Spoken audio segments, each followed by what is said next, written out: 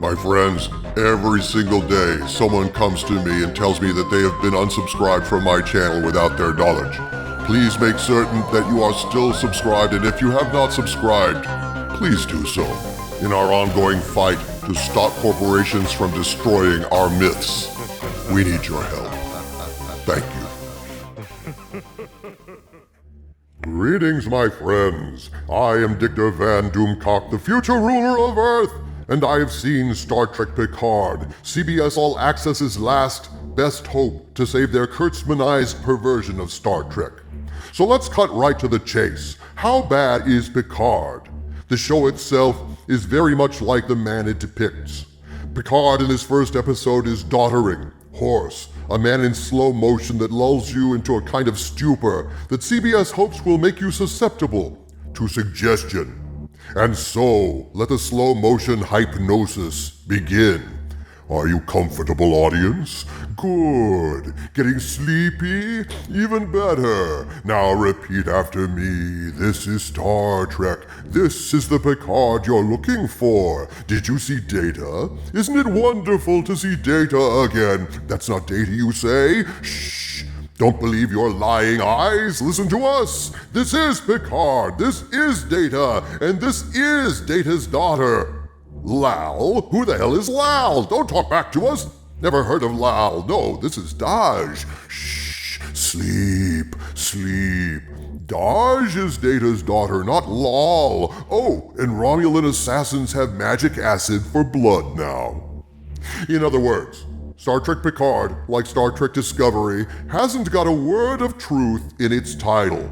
It's not Star Trek, and that guy up there sure as hell isn't Picard. This Picard largely reacts to things. He's passive, he's defeated, he's bitter, he no longer trusts Starfleet.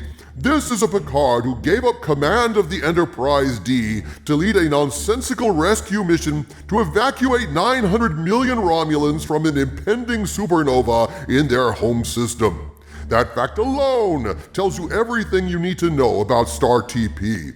It is produced under the Bad Robot license. It is set in the same universe as Star Trek 2009, the Prime Trek universe, which is a contractually isolated splinter universe that legally only touches the actual Star Trek universe in specially licensed chunks that have to be paid for on loan from Viacom, CBS.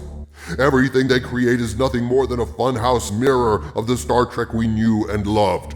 Kurtzman admitted that Picard is not a sequel to The Next Generation in an article in Variety, admitted that Star TP differs from TNG in pretty much every single way, and so this guy, you see, is de facto Jake out of luck Picard right off the bat.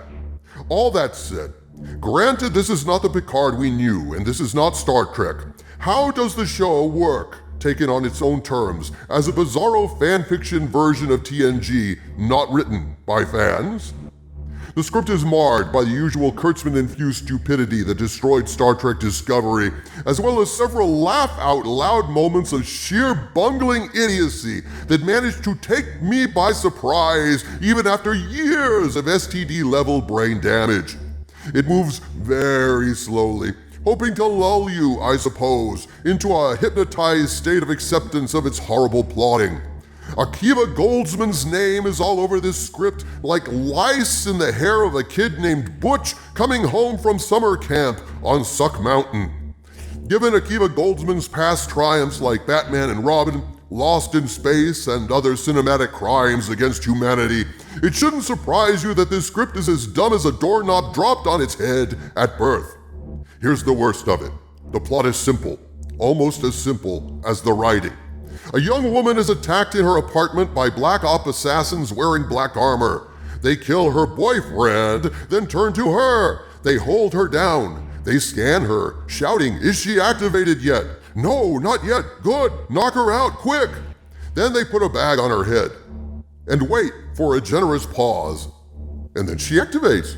Turning into the bestest, most importantest girl ever, she becomes a killing machine and takes all of these guys out doing kung fu on steroids, laughably throwing grown men twice her size around the apartment. They all die, and she pants, thinking, wow, when did I become the bestest ever? Well, friends, the answer to that question is painfully laughable and nonsensical, and we'll get to that in a moment. But first, let's talk about the stupidity and incompetence of these black op assassins. And by their stupidity, I mean the stupidity of the writers.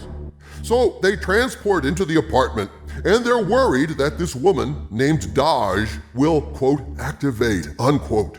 So what do? They fart around, they kill the boyfriend, which is completely unnecessary. Then they grab Daj, they wrestle her down, they clap something onto her eyes. They're so worried that she's activated or will activate that they give her plenty of time to activate. One of them says, knock her out. The other guy, instead of knocking her out, puts a black bag over her head and lets her stand there for a moment. Giving her plenty of time to activate. And then she does, and kills them all.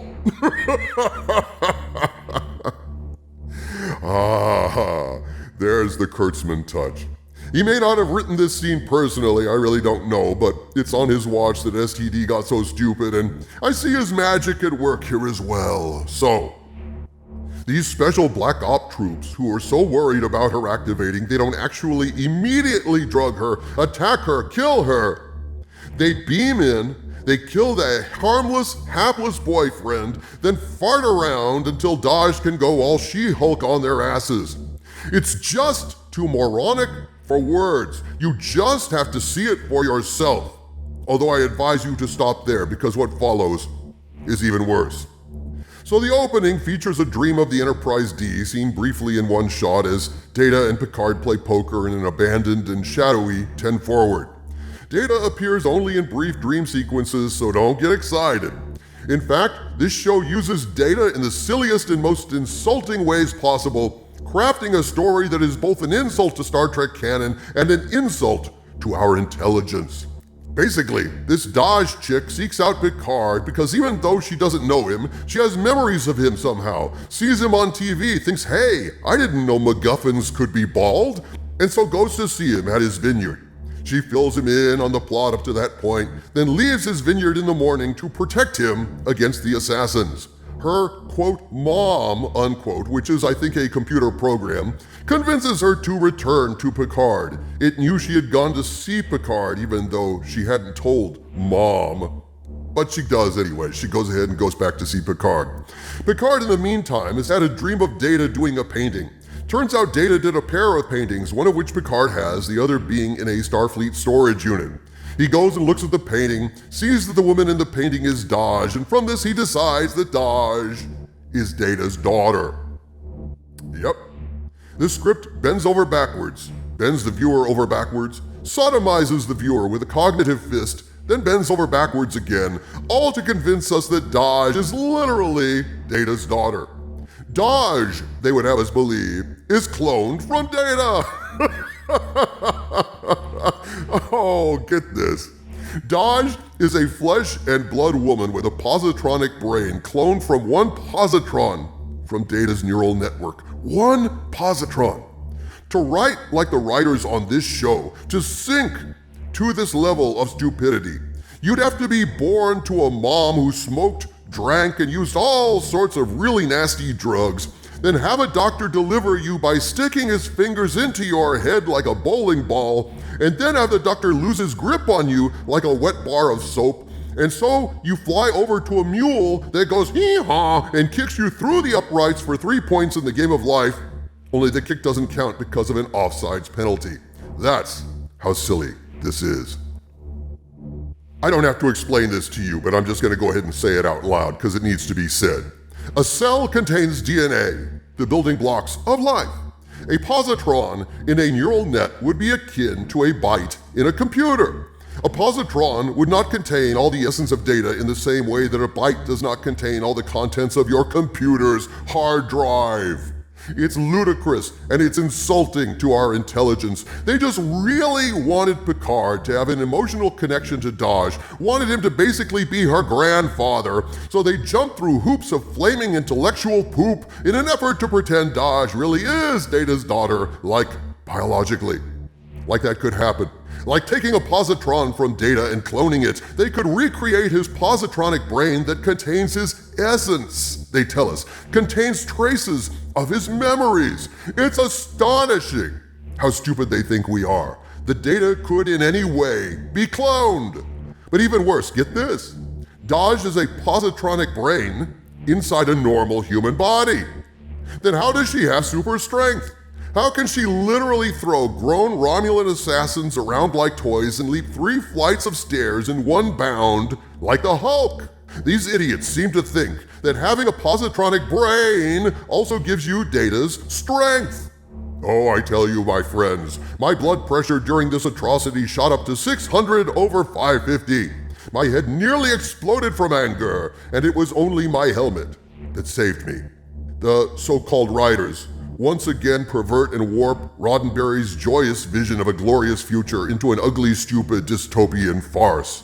They ignore the ethical dilemma of turning Dr. Bruce Maddox into a damn Frankenstein by implanting a positronic brain inside an organic life form, experimenting on humans, and they ignore the stupidity of making the girl superpowered now.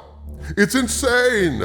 Towards the end of the episode, the stupidity of this thing is perfectly exemplified when Daj and Picard get jumped by another squad of armed Romulan assassins who beam in on them. They beam in out of nowhere and fire at her with rifles. Unarmed, she dodges the fire, takes them out, and shoves those rifles right up their asses. Then, all the way across the rooftop, on top of like 3 flights of steps, a Romulan marksman with a phaser rifle beams in and starts firing at her. I'm not joking or exaggerating. She runs all the way across the rooftop, nakedly exposed, as he misses her repeatedly. And then she leaps in one leap, something like 25-30 yards, takes out all his buddies who beam in as reinforcements as well.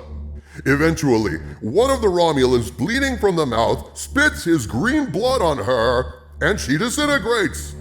That's right, folks. Now Romulan assassins have xenomorph blood straight from Ridley Scott's Alien. She disintegrates, and a phaser hit with acid blows her up. But that's not even the worst of it.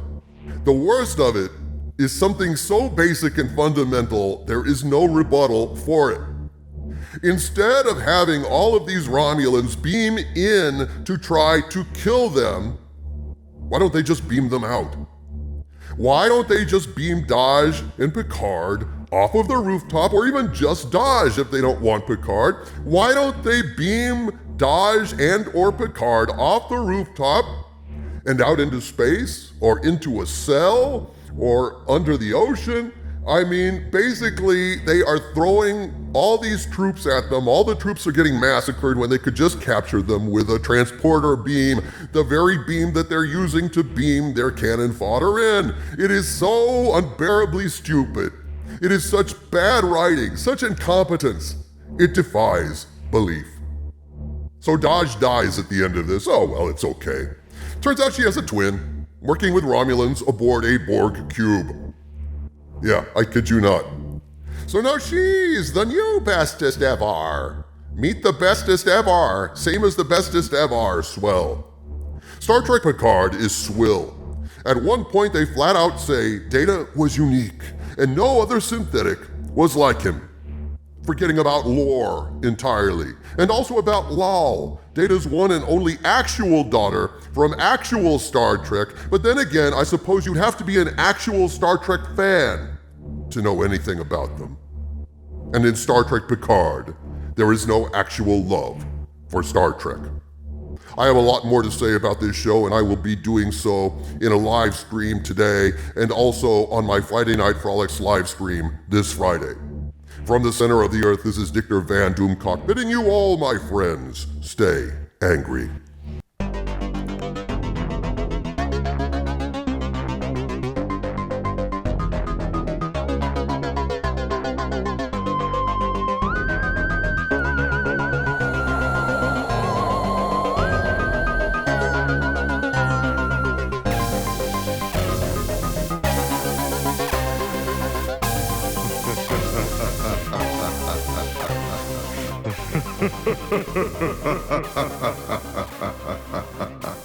Ha ha ha ha.